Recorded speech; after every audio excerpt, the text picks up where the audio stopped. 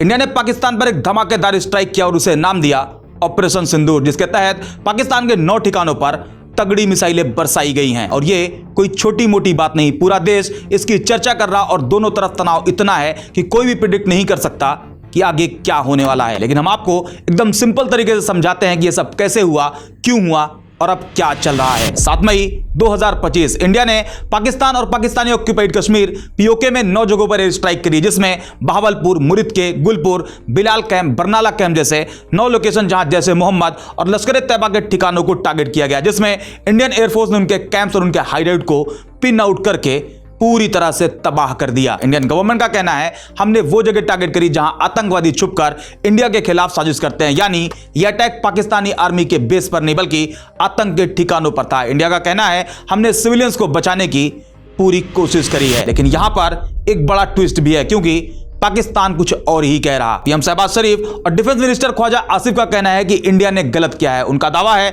कि 2 मस्जिदें भी टारगेट हुई हैं, एक बच्चा और एक औरत इंडिया के इस हमले में मारे गए हैं। ख्वाजा आसिफ ने बीबीसी उर्दू को बताया कि 7 टारगेट कंफर्म हुए, 2 कश्मीर में, 5 पाकिस्तान में, और ये सब सिविलियन एरियाज थे। पाकिस्तान ने यह भी कहा कि उन्होंने इंडिया के 5 फाइटर जेट शूट डाउन किए हैं, जिसमें 3 रफाल, एक SU-30 और एक MiG-29। लेकिन इंडिया की तरफ से अब तक इस क्लेम को वेरीफाई नहीं किया गया, बल्कि इंडियन डिफेंस मिनिस्टर का कहना है कि कोई भी इंडियन एयरक्राफ्ट लॉस्ट नहीं हुआ है। अब ये दोनों तरफ की अलग अलग स्टोरीज इस पूरे सीन को और गर्म कर रही है। पाकिस्तान की बात करें तो पाकिस्तान ने इसे एक्ट ऑफ वॉर कह दिया और अपने एयर स्पेस के बड़े हिस्से, जिसमें खासकर लाहौर और कराची, बंद कर दिया गया है। इस्लामाबाद और पंजाब में स्कूल बंद है और इस टाइम पूरा मुल्क पैनिक मोड में है। पाकिस्तानी पीएम शहबाज शरीफ बोल रहे हैं कि हमें इस अटैक का जवाब देने का पूरा हक है, लेकिन साथ ही वो ये भी कह रहे हैं कि वो कोई बड़ी जंग नहीं चाहते। ख्वाजा आसिफ जो कि डिफेंस मिनिस्टर हैं, इन्होंने इंटरनेशनल मीडिया को चैलेंज किया है कि आओ खुद देखो ये टेररिस्ट कैंप थे या हमारी सिविलियन सोसाइटी। लेकिन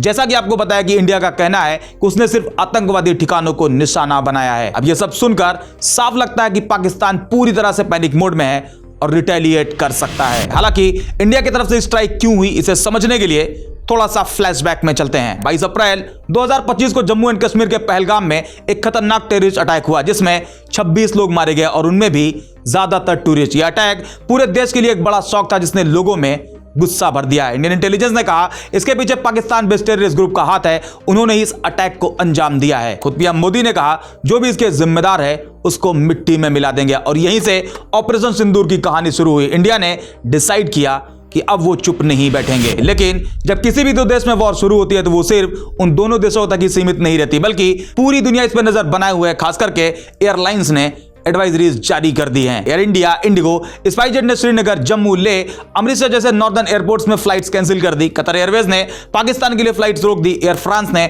पाकिस्तानी एयर स्पेस के ऊपर से फ्लाइट ही बंद कर दी। कश्मीर में स्कूल बंद है। जम्मू, सांबा, कठुआ, राजौरी, पुंछ, हर जगह अलर्ट है। यूएस के मार्को रूबियो और यूरोपियन यूनियन के काजा कल्लास का कहना है कि शांति रखो, बातचीत से सॉल्व करो। लेकिन इंडिया के फॉरेन मिनिस्टर एस जयशंकर ने यूरोपियन यूनियन को थोड़ी सी खरी खोटी भी सुना दी है। हालांकि अब बड़ा सवाल यह है कि यह सब कहां जाकर रुकेगा। दोनों देश न्यूक्लियर पावर रखते हैं और एक्सपर्ट्स बोल रहे हैं कि यह 2019 के बालाकोट से भी बड़ा रिस्क है। ऐसे में एक छोटा सा ट्रिगर और बड़ा धमाका हो सकता है। जबकि इंडिया का कहना है कि हम टारगेटेड स्ट्राइक कर रहे हैं और पाकिस्तान बोल रहा है हम वॉर में नहीं जाना चाहते। लेकिन जब दोनों देशों में ट्रस्ट जीरो हो और इमोशन हाई तो कुछ भी हो सकता है। रॉयटर्स और एएफपी के मुताबिक कश्मीर में पाकिस्तानी फायरिंग में 3 इंडियन सिविलियन की मौत हो चुकी है और इस तरह का इंसिडेंट टेंशन को और बढ़ा रहा है। जबकि इंडिया का ऑपरेशन सिंदूर एक बड़ा कदम है। इंडिया का टेररिज्म के खिलाफ ये सॉलिड स्टैंड है, लेकिन ये एक डेंजरस खेल भी है। इंडिया अपने लोगों को सेफ रखना चाहता है, लेकिन